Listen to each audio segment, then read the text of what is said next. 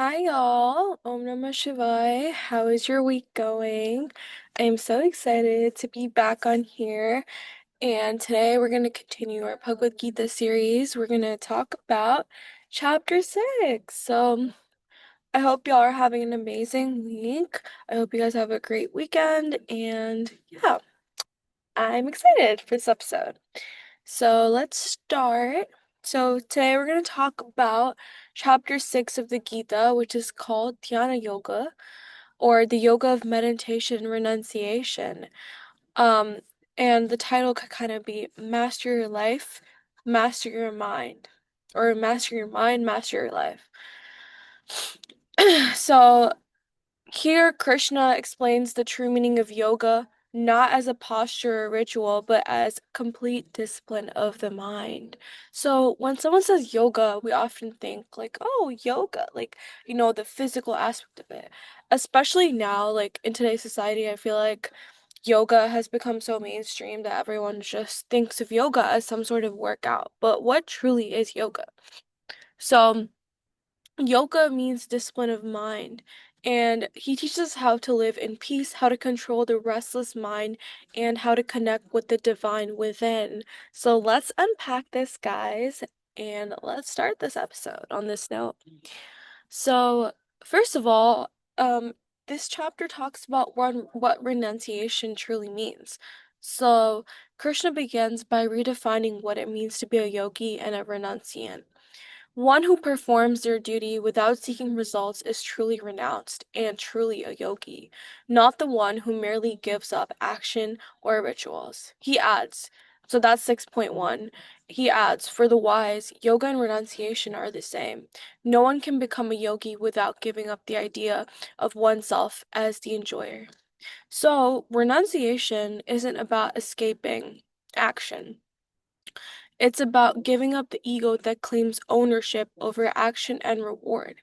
So oftentimes we think that we're the doer. And I think we discussed this in previous chapters, but yeah, this kind of he reiterates this point.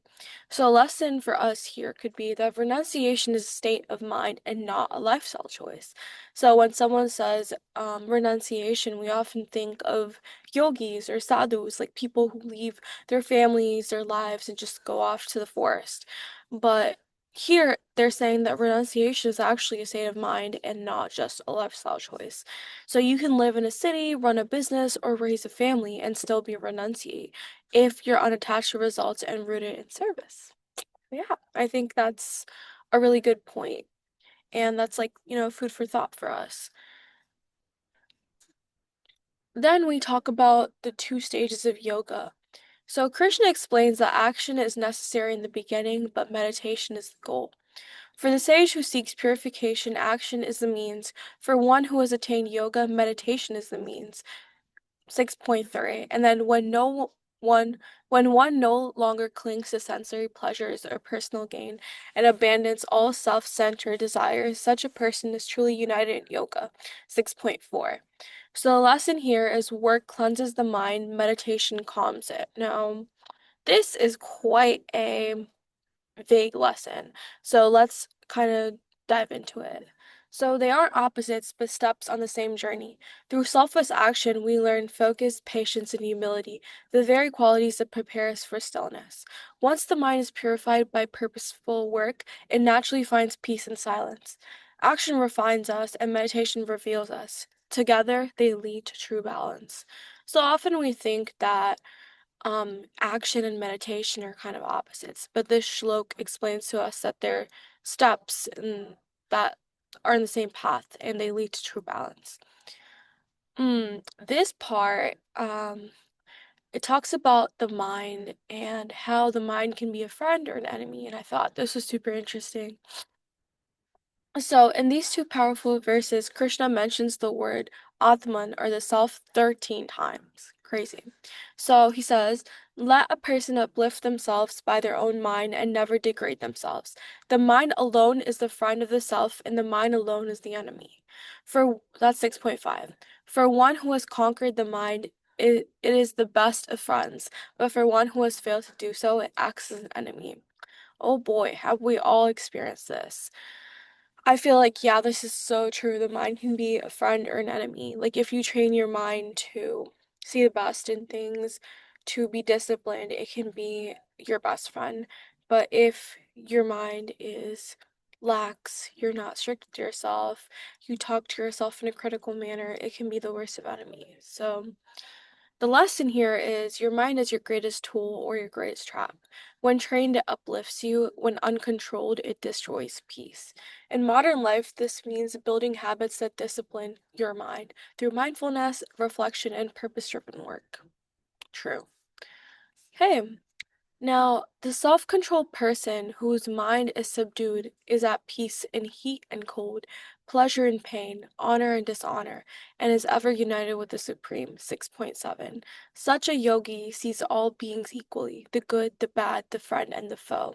6.8 and 6.9. So, the lesson here is real spirituality is not about escaping duality, it's about staying calm within it.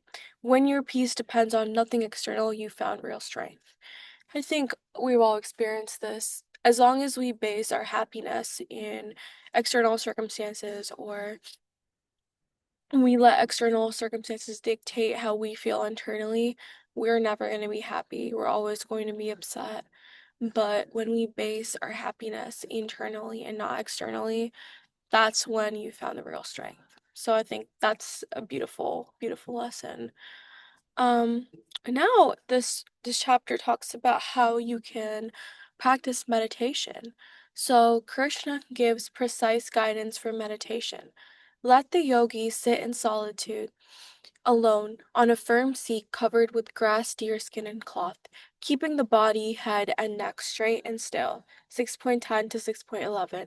With mind controlled and focused on a single point, let him meditate on me with devotion. 6.14. He emphasizes moderation in everything. For yoga is not for one who eats too much or too little, nor for one who sleeps too much or too little. 6.16 to 6.17. The mind must be balanced in food, sleep, work, and thought. Krishna compares a steady mind to a lamp. Just as a lamp in a windless place does not flicker, so is the yogi whose mind is controlled. 6.19. So, a lesson here for us is that peace does not come from withdrawing from life, but from living with discipline and balance. Meditation is not an escape, it's training the mind to stay still in the winds of life.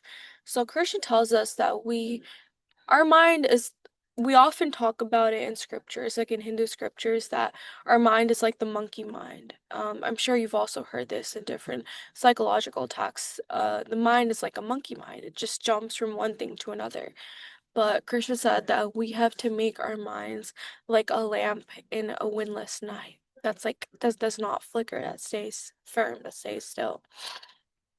And for that, you really have to train your mind because it's a windy place. This life, there's so many things, there's so many distractions, and your mind can easily flicker. Your mind can easily jump from one thing to another. But it's up to you to keep it straight, to train your mind. You have to train it to stay still. Then it talks about the experience of true meditation.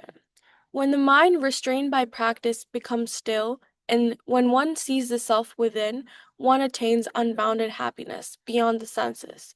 6.20 to 6.21. This union is called yoga, the end of all sorrow. 6.23. The lesson here is that real joy does not come from stimulation, it comes from stillness. Yeah, that is quite the lesson for us because in today's day and age, we are stimulated left, right, and center. We're constantly on our phones, we're constantly getting a dopamine rush, we're constantly being stimulated. So, how do we achieve stillness in this kind of chaos? So the mind always chases for more success, more pleasure. But meditation reveals that what you're searching for is already inside you. I think meditation is so important to like center yourselves. I think the time when I would meditate every single day, like I talked about in my last episode, that was perhaps the best time, the time when I truly knew myself and I truly had control over my mind.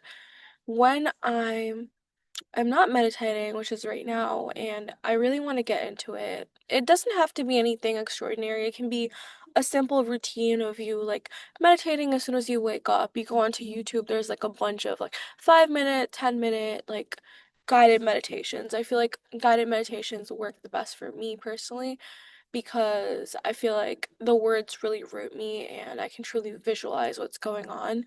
But yeah, like you can start off with just 5 minutes and then increase from there because I know as a beginner it can be hard to sit for like an hour at a stretch, you know? So you got to build your way up. You got to build your stamina. So I think this is super important and I think everyone should meditate, you know? Now, the discipline of yoga. Krishna instructs, abandon all desires born of selfish will, and control the senses by the intellect. Gradually bring the mind to rest using firm determination. 6.24 to 6.25. Whenever the mind wanders, let it be brought back under the control of the self. 6.26. The lesson here is that meditation is not about stopping thoughts. Like, I know in the beginning, comment down if you ever experienced this, but when you meditate, all you can think of is everything, literally everything. Like I remember, like I sat down to meditate and all I could think of was, oh my God, what am I gonna make for lunch today? What am I gonna wear? What am I, what are like all my problems and all my thoughts just came rushing back to me when I was meditating. I'm like, oh no, like I can't be thinking that, like I gotta stop my thoughts. But this shloka explains that meditation is not about stopping thoughts, it's about returning every time you drift. Progress in yoga comes not from perfection, but from persistence, which is true. Like I said, we have a monkey mind, so it's very hard for it to be still. But the shloka is saying you just have to bring it back consistently, and that is what it is, persistence at the end of the day. Now, this is like a part of this chapter that really resonates with me, which is seeing the divine in all. So, this is also something that the organization that I'm part of, Swade, like preaches and talks about, which is seeing the divine in all. So the yogi sees the self in all beings and all beings in the self. That also like goes on to reflect the Christian ideology, which is love thy neighbor, right? Everywhere he sees the same divine presence. 6.29. He who sees me in all beings and all beings in me never loses sight of me, nor do I lose sight of him. 6.30. So the lesson here is the highest form of meditation is not done with eyes closed. It's seeing God in everyone and everything. When your vision expands from me to we, life itself becomes a form of worship. So I think we also talked about this in a previous chapter that like what bhakti is or what devotion is. And you can practice that in your day-to-day life because everyone has God in them, including yourself. So if everyone has that divinity in them, then if you are devoted to everyone, if you serve everyone, then you're basically serving God, and that's worship without, taking time out and like, I don't know, like stop working and just focus on that. You can do that in your day-to-day life. And I think like the Gita is a very practical guide to how you can be a yogi in today's world with everything, living amongst it and not just, I don't know, like leaving everything, leaving your duties. It's showing you how you can be a yogi and alongside performing your duties, which I think is the most amazing thing that you could do. Um, Now, Arjuna's doubt, the restless mind. Arjuna confesses honestly, O Krishna, the mind is restless, turbulent, and obstinate. To control it seems more difficult than controlling the wind. We can all relate to that, Arjuna. Yeah, like the mind is really, really hard to control. I like the most, I don't know, clear example is literally me yesterday. Like I was scrolling through TikTok and all I could see were the Dubai chocolate brownies. Now, mind you, I have recently started back on my fitness journey. I told you I'm like locking in, and I should not be eating a lot of sweet things, but I kept seeing it. So I sent it to my boyfriend, and he got me that, and I was finally satisfied. So the mind to control the mind is very, very, very hard. And Arjuna, even Arjuna, who was a great warrior, had that dilemma. So Krishna agrees, yes, the mind is difficult to control, but it can be mastered through practice and detachment. 6.35. So lesson here is even Arjuna, a warrior and devotee struggled with his mind. It reminds us that struggle is not failure. Progress comes from consistent effort and gentle detachment. So, God can feel better. Like, even if Arjuna, who is such an experienced warrior and who is a devotee of Krishna, could face this, like, imagine how we, would act. We're like mere mortals. I mean, so is he, but he's on another level. Now, the fate of an imperfect yogi. So Arjuna then asks, what happens to those who try but fail in yoga? So oftentimes when we say we try to meditate, we go for perfection. Like, oh, if I'm meditating, I need to be able to meditate for an hour straight. But I think that's just, unrealistic. So Krishna replies with compassion. Such a person does not perish. They are reborn in a pure and prosperous family and continue from where they left off. Shlok 46.48 to 6.42. Even one sincere attempt at yoga never goes to waste. The lesson here is no spiritual effort is ever lost. Even one moment of mindfulness, one act of detachment, one prayer done sincerely leaves a lasting imprint on the soul. So this just tells us that there's really no age to start. Like, I know some people think, oh, it's too late to do this, it's too late to do that. I've been living like this my whole life, but this shlok reassures us that it's never too late to start. So that is pretty good. Krishna concludes, the yogi the yogi is greater than the ascetic, greater than the learned, greater than the ritualist. 6.46. Among all yogis, the one who surrenders to me with faith and devotion, whose inner self is united with me, that one I hold as the highest of all. 6.46. 47. So the lesson here is that the greatest yoga is devotion. When meditation turns into love, true mastery is not control over the world, but union with the divine through the heart. So the conclusion here, chapter 6 teaches us that yoga is not about escaping life. It's about mastering the mind within life. Through steady practice, self-discipline, and faith, we transform restlessness into peace and fear into freedom. Let's remember Krishna's essence in this chapter. Act without attachment, train the mind patiently, live in balance and moderation, see God in everyone, anchor yourself in love and faith. When we live this way, every moment becomes meditation and every breath an offering. Thank you for joining me on the Gyan Dive. Um, and guys, I just want you guys to be super frank with me and let me know how I can improve this podcast for everyone. Ultimately, the goal of this podcast is for our scriptures and all of our Hindu teachings and other spiritual learnings to be reached to everyone.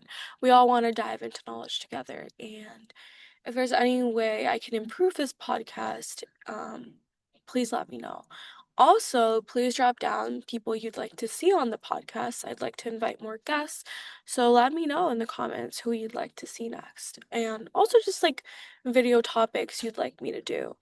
Thank you so much for joining me on this podcast. If you're here till the end, I love you. Thank you for supporting my podcast and helping it grow. And thank you for just joining me on this journey to, self-awareness and enlightenment. So until next time, keep training your mind and keep diving deeper into wisdom. Hari Om, Namaste.